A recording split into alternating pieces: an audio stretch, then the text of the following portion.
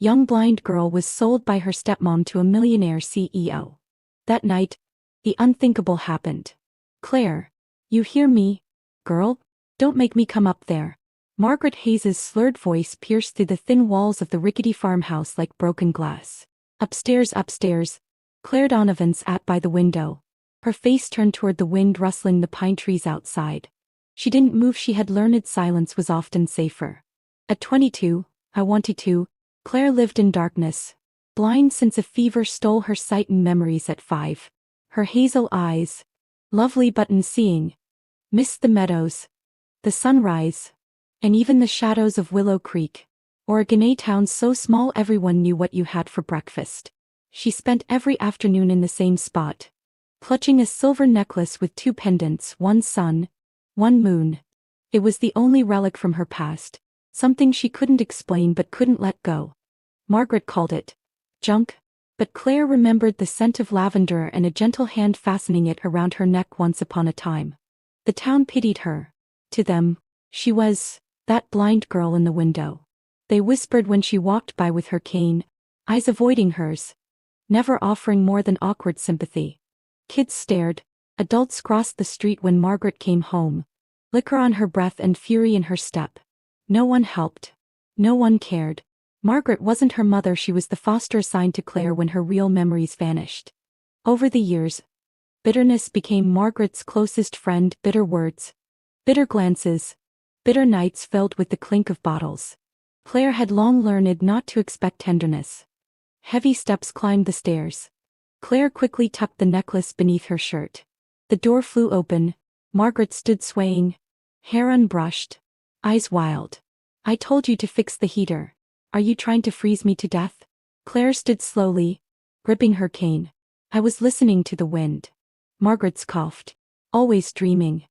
That won't fix your life, girl." Claire passed her without reply. She'd learned it was better not to speak.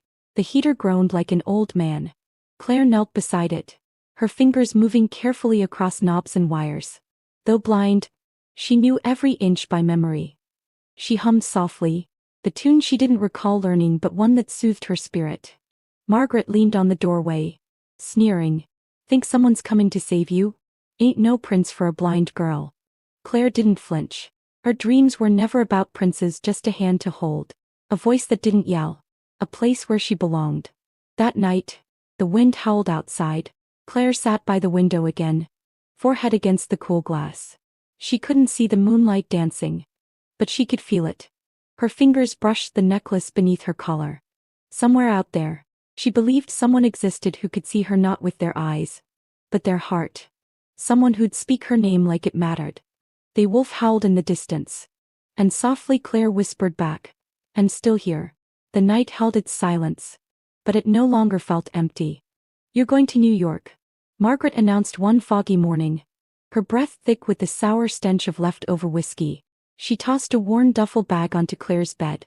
"Pack up, you leave tomorrow." Claire's fingers hesitated mid-stitch, her brow furrowing. "New York? Why?" Margaret exhaled loudly, already annoyed. "A job. Girl, a real job. Some fancy company's hiring people like you. Disabled.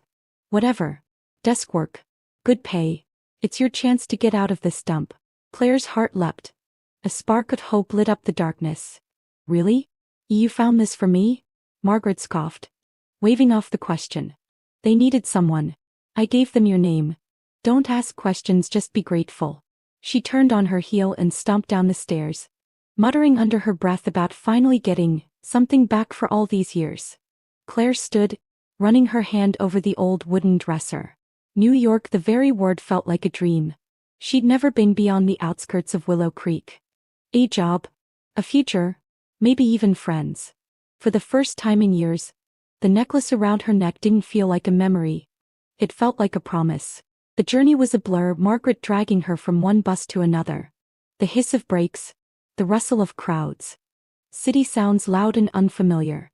At last, they stood in front of a towering building of steel and glass that gleamed like a monolith in the morning sun.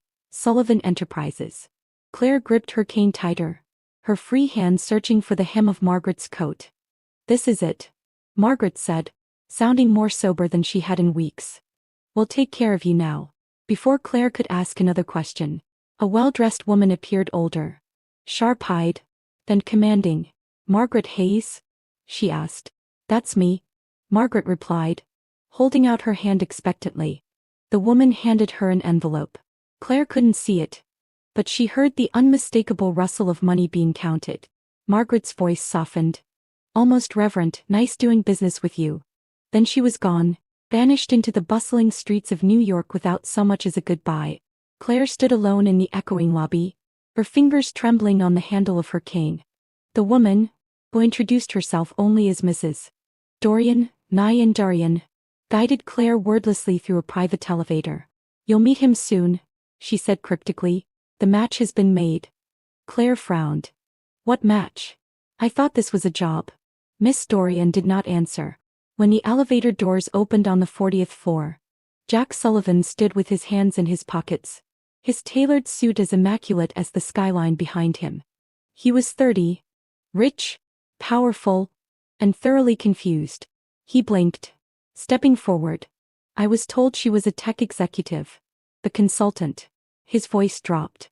This is a joke, right? Claire heard his voice and turned slightly, offering a polite smile. I am Claire. I was told there was a job for me here. Jack looked at her closely for the first time, the way her hands gripped the cane, the lost tilt of her chin, the soft vulnerability in her posture. A blind girl trusting. Dorothy Sullivan appeared behind him, her voice slicing through the tension. She's the one. The prophecy said the girl born under the eclipse would save this family from ruin. Her arrival marks the change we've waited for. Jack's jaw tightened. You set this up. Dorothy ignored him and turned to Claire with a softness that didn't quite reach her eyes. You're here for something far more important than a desk job. My dear. The next 24 hours moved like a whirlwind. Papers signed. Dresses fitted. Claire, still unaware, believed she had entered into a contractual role, maybe a mentorship. No one explained the truth. Not until she stood at the altar in the Sullivan Mansion's private chapel. Hands shaking, veil draped over her brow, did she start to feel the dread. Jack stood beside her, stiff and furious. Dorothy's eyes gleamed with satisfaction. You may kiss the bride, the officiant declared.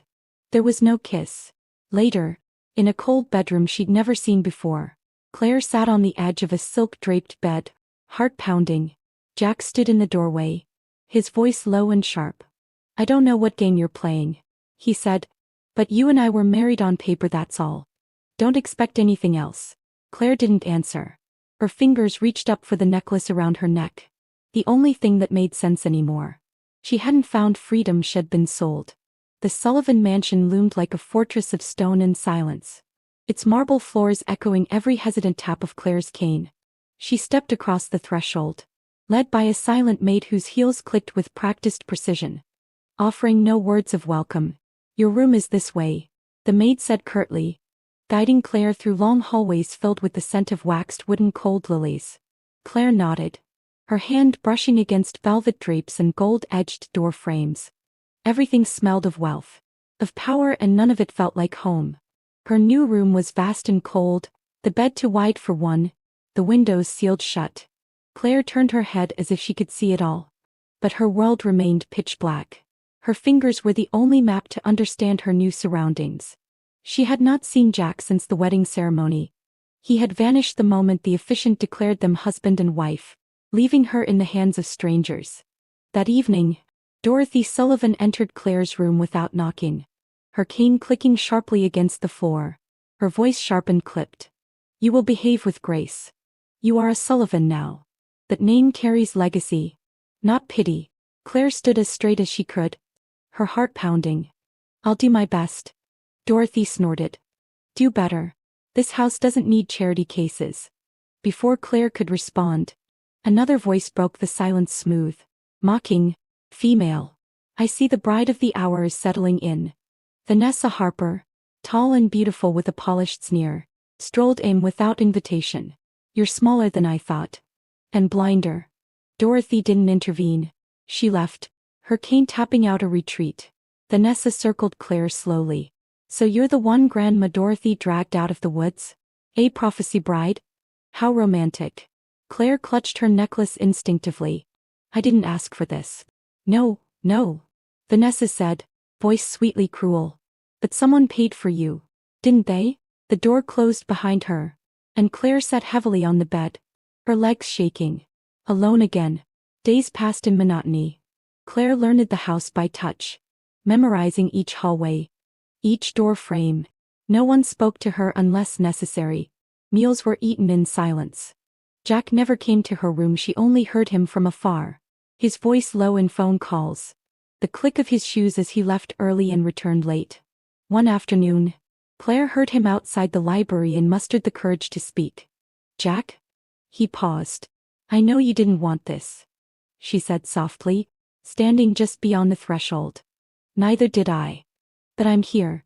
Silence stretched for a beat too long. I have meetings, he said, and the footsteps continued.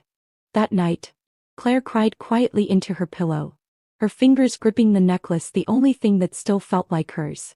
She traced the sun pendant, then the moon, remembering the vague outline of a promise someone once made to her long ago. In Jack's study across the house, he stood by the fireplace, staring at a locked drawer. Inside it was his half of that same necklace, just the sun. He had kept it all these years. Since that summer with Sunny, the girl he'd promised to marry beside a lake under the stars. She had vanished after a fire, our family presumed dead. He had mourned her ever since. The girl in this house, the blind bride he barely looked at, she was not Sunny. Could not be. And yet, every now and then, when she spoke, when she stood there so still and quiet, he felt something, guilt, perhaps, or something else he refused to name. Claire knew none of this. She only knew the weight of being unwanted, the whispers behind her back, the smirks from Vanessa, the way the maids moved around her like she was furniture. She was married but alone, a ghost in a palace of glass and gold. And every night, she whispered the same words into the dark. Someone, please see me. It happened on a quiet morning, the mansion heavy with its usual silence.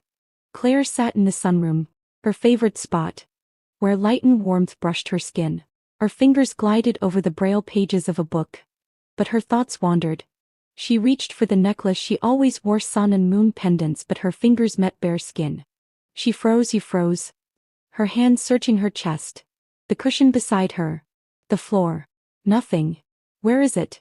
She whispered, panic rising fast. She tore through her room, heart pounding, pillows flew, drawers emptied. That the necklace was gone, her last link to a past she barely remembered. Across the mansion, Vanessa stood before her mirror, holding the necklace up to her neck. It gleamed under the chandelier. She smiled to herself. Perfect, she said. Greg Foster, Jack's assistant, hovered in the doorway, uneasy. You said you just wanted to look. Vanessa rolled her eyes. Don't be dramatic, Greg. This necklace is the key. To what? Lying to Jack? Pretending to be Sunny? She gave him this, Vanessa said. He's been obsessed with her since. If I'm her, I get it all. Greg hesitated. He owed Jack. But the life Vanessa promised was tempting. Slowly, he nodded. What do you need? Details, everything Jack's ever said about Sunny. I'll make him believe. So began the deception. Vanessa memorized Jack's childhood stories, games by the lake, a promise under the stars, the necklace he once gave her. She waited until the perfect moment. One rainy evening, she entered Jack's office, her voice soft. You gave me this, remember? She held up the necklace. Jack's eyes widened. Where did you get that? It's mine, she whispered. I'm Sunny. He stared, breath catching. The necklace, the scar she claimed from a childhood fall, it all fit. His heart twisted. Sunny, he echoed. She nodded, teary. I was afraid to come back. He hugged her. It felt like embracing a shadow. He wanted to believe. But something was off. Her eyes lacked the warmth he remembered. Her voice sounded rehearsed. That night, as Vanessa settled into the room next to his, Jack stood in the hallway, eyes drifting to Claire's door. He thought of her that morning, how she had fumbled at her neck, her face pale with panic. He almost asked what was wrong. Instead, he left a warm cup of water by her bed. Days passed. Jack rarely saw Claire. But when he did, something in him stirred. She walked slower now, hands tight at her chest. She never asked for anything. Never smiled. He started noticing the little things, leaving cough syrup when she sniffled. Quietly moving furniture out of her path. One night, he stood at her door and watched her sleep, her brow creased even in dreams. He wanted to smooth it away. Claire never knew, but Jack felt it. Vanessa had the face of the past. The stories, Azari's, the necklace. Claire had none of it. But when he was near her, he felt more human. One stormy night, Jack sat alone in the library, staring at the matching sun pendant he'd kept all these years, the one that should have answered everything. But it didn't. He closed his eyes. Then for the first time, he didn't see Vanessa. He saw Claire, reaching into the air, searching for what had been stolen. His chest tightened. Something was wrong. Something did not fit. It began with the nausea. Claire had brushed it off as stress or nerves after all. Living in the Sullivan mansion under constant scrutiny was enough to make anyone sick. But then came the fatigue, the strange aches, the change in her sense of smell. The realization crept in slowly like a fog. She waited until late one night, when the halls were quiet and Vanessa was away at a charity gala with Jack. She sat on the edge of her bed, her fingers pressed to her stomach, and whispered the words aloud for the first time, "I'm pregnant." The silence that followed was deafening. Claire did not know what to feel: joy, terror, both swirled within her. The baby was Jack's. That much was certain. It had happened that first night. The one Dorothy had orchestrated like a twisted ritual. She had tried to forget it. But now it had left something behind, a life. Claire debated whether to tell him. He was cold, distant, devoted to a woman who had stolen her identity. But despite all that, something told her Jack deserved to know. 2 days later, she found him in the conservatory, alone for once, reading a file. She stood in the doorway, her heart pounding. "I need to talk to you," she said quietly. He looked up. "Claire." She took a step forward. "I am pregnant." The words fell like glass on marble. Jack stared at her, blinking as if he had misheard. "You're what?" "I'm pregnant," she repeated, her voice trembling. "It's yours." Silence stretched between them. Claire waited for rejection, for anger, for disbelief. But none came. Jack simply sat there, stunned, his jaw tight, his eyes unreadable. Finally, he stood, walked to the window, his hands clenched at his sides. "Does anyone else know?" No, Claire said. "Only you." He turned back to her, and something in his expression had changed. The sharpness was gone. There was a flicker of something else. "I'll take care of it," he said. Claire frowned. "Take care of what?" You, Jack replied. "And the baby." He did not touch her. He did not smile. But the next day, there were prenatal vitamins on her nightstand. A doctor's card tucked under her door. A quiet knock before dawn, Jack offering to drive her to the clinic himself. It was awkward, those early appointments. He said little, sat beside her in waiting rooms, flipping through magazines he never read. But his presence was steady, and it mattered. Vanessa noticed the change. "What's going on with you lately?" she demanded one afternoon, cornering Jack in his office. Nothing, he replied, eyes avoiding hers. "You've been distant," she accused coldly. Jack looked up then. "You said you wanted a future, so let's not ruin it with drama." But the truth was, the lie weighed heavily on him.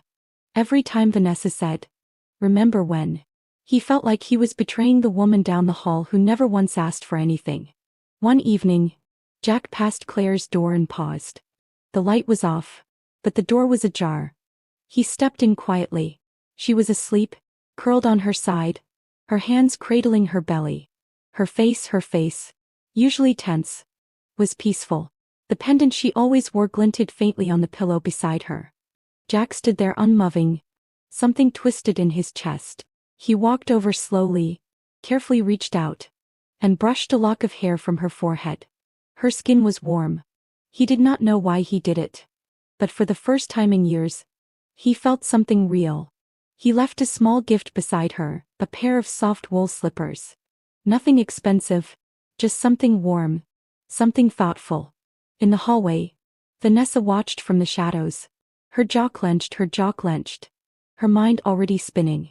She would not let this ruin her plans.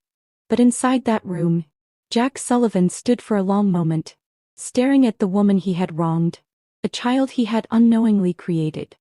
And for the first time, he wondered if maybe, just maybe, the prophecy had been right all along. He just had not known where to look. The grand chandelier sparkled above, casting glittering reflections onto the marble floor as guests mingled throughout the Sullivan mansion. The dining hall was filled with soft laughter, the clinking of glasses, and the murmur of business conversations dressed up as social pleasantries. Claire, dressed in a soft lavender gown that Dorothy had insisted she wear, stood silently by the dessert table, bouquet lightly tapping the floor beside her. She was there but not truly present. Most guests ignored her, while others offered brief pitying glances before turning away. She had learned to fade into the background. It was safer that way, until the glass slipped. Claire's hand, unsteady from fatigue, brushed a crystal goblet that teetered on the edge of the table. It fell with a shatter, water spilling across the floor like a silver ribbon. The room quieted. Vanessa was the first to react. Oh, for God's sake, she snapped, striding over in heels that clicked like accusations. Can't you do anything right? Claire opened her mouth to apologize, but her voice caught. Vanessa's hand gripped her arm tightly, her nails digging into Claire's skin. Come on, she hissed. Let's clean you up away from the guests. Claire nodded, trying to steady her breath. She followed, her cane forgotten in the shuffle. Vanessa led her toward the hallway, her touch tightening. They stopped near the top of the grand staircase. Just hold on to me, Vanessa said sweetly, her tone suddenly soft and caring. Then, without warning, Vanessa's hand shoved hard against Claire's back. The world tilted.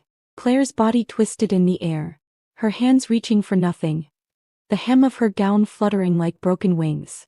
She tumbled down the steps, her head striking the railing, her arms instinctively wrapping around her stomach. She landed with a sickening thud. Her body crumpled at the bottom of the staircase. Gasps erupted from across the hall. A scream followed from the second-floor landing. Jack stood frozen, having seen everything. What did you do? He roared, his voice cutting through the silence like a blade. He bolted down the stairs, past the horrified guests, past Vanessa who stood frozen in feigned shock. Claire was barely conscious, blood pooling beneath her. Call an ambulance, Jack shouted, cradling Claire's body in his arms. She whimpered weakly, her hands still gripping her belly. The baby. Jack's throat tightened. He held her closer, trying to steady the tremor in his hands. It's going to be okay, he whispered, more to himself than to her. At the hospital, time warped into long, breathless stretches. Doctors rushed her into emergency care. Jack paced outside the operating room, his hands blood-stained, his jaw clenched. Vanessa had tried to follow, but he stopped her cold. Don't you come near her again, he warned, his eyes blazing. You think I pushed her? Vanessa gasped, eyes wide with false innocence. I saw you, Jack growled, every second of it. Vanessa's face hardened. It was an accident. You're done, he said, his voice low. Final. An hour passed. A doctor finally emerged, his expression grave. She's stable, he said, but I'm sorry we couldn't save the baby. The words shattered something inside Jack. He stepped into the hospital room quietly. Claire lay still, pale against the white sheets, her hands resting over her stomach. A necklace she never removed lay angled on the pillow beside her. She turned her head slowly as she sensed him enter, her eyes dry but empty. I'm sorry, he said softly. His voice cracked. Claire did not answer. He moved to her side, sat down, took her hand gently in his. I saw what she did, he continued. I didn't stop it. I failed you. Her lips parted, barely a whisper escaping. I lost everything. Jack felt tears sting his eyes. Not everything, he said. I'm here. And I swear to you, Claire, I'll make this right. But she only turned her face toward the wall. The child was gone, and with it, so much of her fragile hope. Outside, rain began to fall, soft and cold against the window.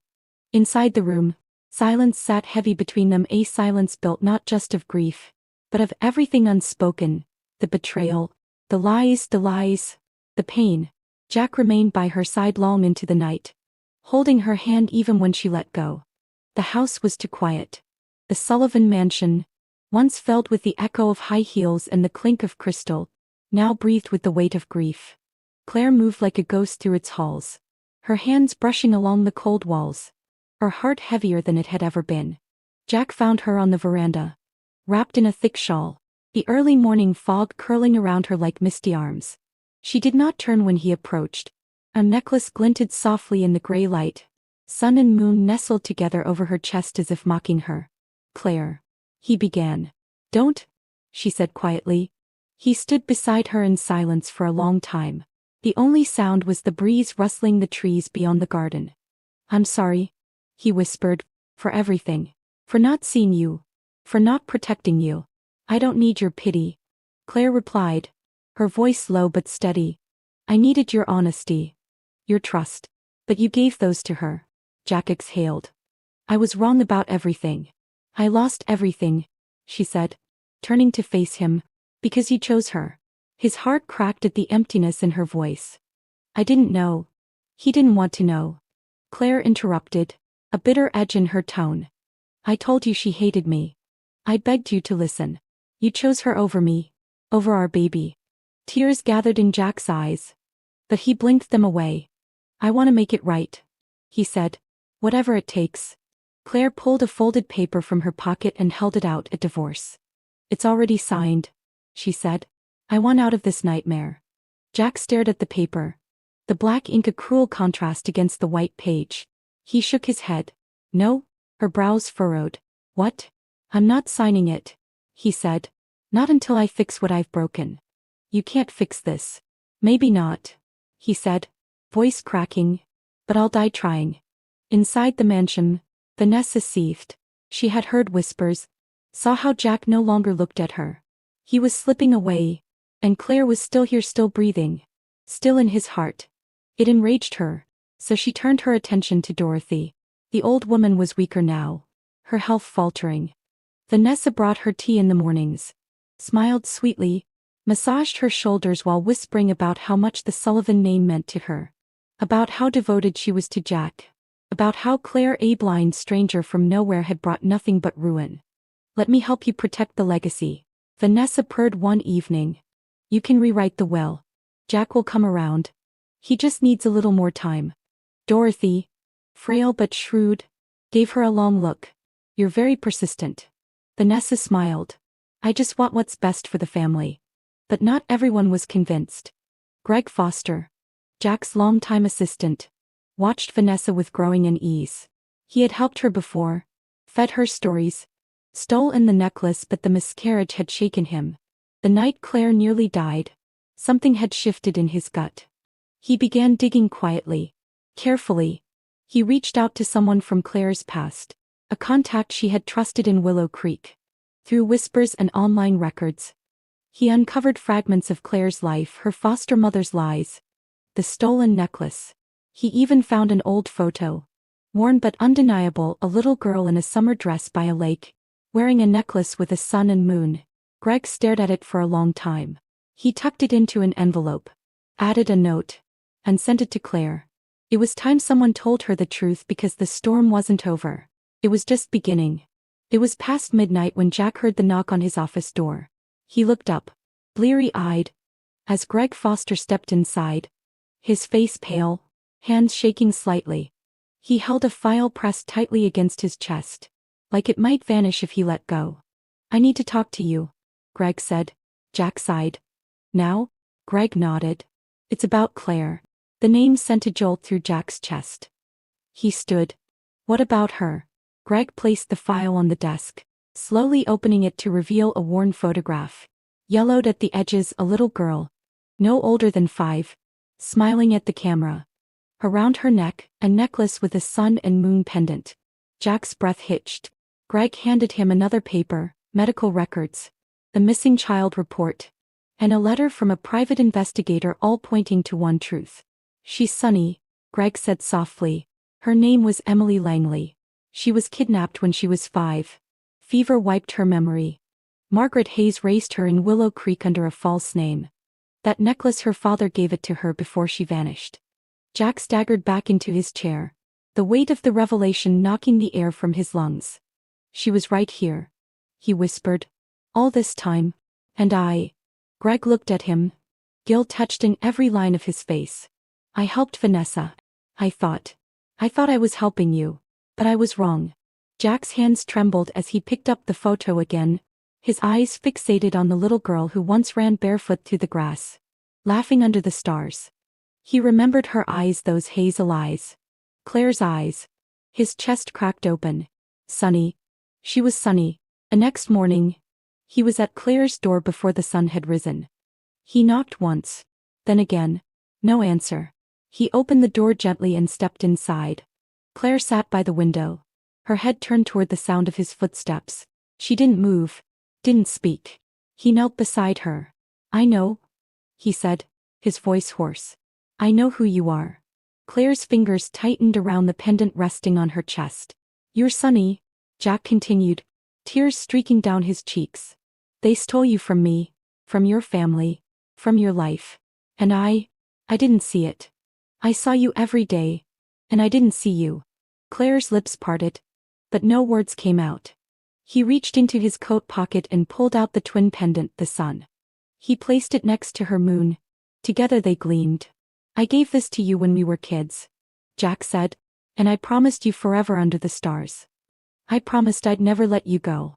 Her breath hitched. He cupped her hands in his. Let me make it right, he whispered. Let me love you the way I should have from the beginning. A long silence followed. Then slowly, Claire reached up and took off her necklace. She placed it in his palm. Then keep your promise, she whispered. 3 months later, Jack guided Claire off a private plane in Switzerland, where she had undergone a complex, high-risk surgery with some of the world's leading ophthalmologists. He never left her side. He helped her walk, read to her at night, and when the bandages came off and the first rays of sunlight touched her eyes, she blinked through tears, finally seeing the world she had only imagined. She saw Jack, and she smiled. 1 year later, the Sullivan mansion, once cold and silent, now echoed with warmth and laughter. Claire, now fully Emily Langley, stood barefoot in the nursery, one hand resting on her swelling belly, the other gently brushing the edge of a mobile hanging above the crib. Moons and stars spun slowly, catching the golden afternoon light. Jack entered the room, holding a glass of warm milk. For you, a motivating her joy in me, he said. She turned, eyes bright, smile soft. For us, she corrected. He stepped closer, resting a hand over hers. And for them, he added, glancing at her stomach. They stood in quiet joy, the pain of the past replaced by a future they had built together, not from duty or fate, but choice. Claire had forgiven him, Jack had proven himself. And now, a new life grew between them, not as repayment for suffering, but as a testament to survival, to healing, to love that had found its way home after being lost for too long. The necklace still hung by the window, its pendants bathed in sunlight, sun and moon, just as it was always meant to be. If this story touched your heart the way it touched ours, we hope you will carry Claire and Jack's journey with you, a tale of love lost and found, of wounds healed by time and truth, of a necklace that led to broken souls back to each other. In a world where darkness once threatened her life, Claire, now Emily, learned to see again, not only with her eyes but with her heart. And Jack, lost in the echo of childhood promises, found his way home by finally keeping the one that mattered most. Stories like these remind us that even the deepest scars can become the maps that led us to love. If you believe in the power of redemption, of second chances, of quiet strength and unseen beauty, then this is the place for you. Subscribe to soul-stirring stories now and never miss a moment that might just change the way you see the world. Thank you for watching, and until next time, stay kind, stay hopeful, and keep believing.